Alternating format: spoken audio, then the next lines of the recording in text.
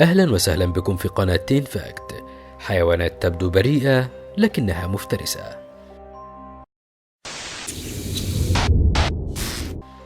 المرتبة السادسة.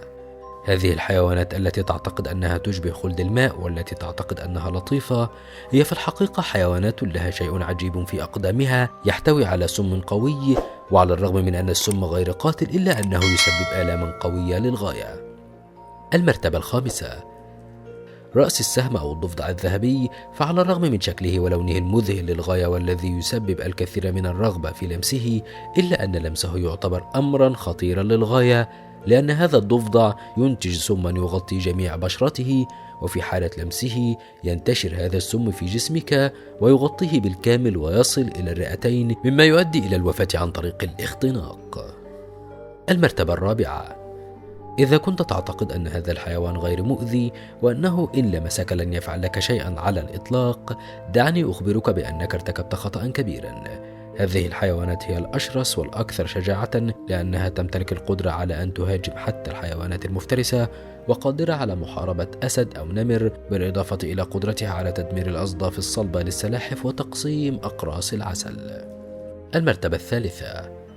على الرغم أنه يبدو للوهلة الأولى لطيفا للغاية ويجعلك تريد أن تلمسه، لكن دعني أخبرك أن هذا الحيوان في عام 2003 قتل عالم الأحياء كريس براون، لذلك يجب توخي الحذر عند رؤية هذا الحيوان. المرتبة الثانية.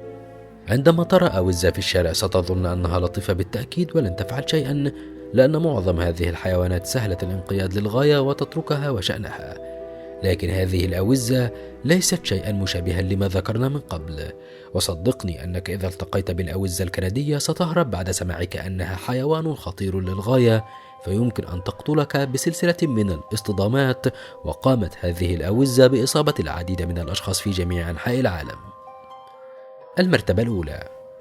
قد تبدو هذه الحيوانات لطيفة ورائعة وترغب في تعليقها، ولكن لدغة هذا الحيوان سامة بفضل غدة تقع في أحد المرفقين، والتي تفرز الزيت الذي يختلط بالسم القوي عند مزجه باللعاب، ويسبب هذا السم الشلل وقادر على قتلك.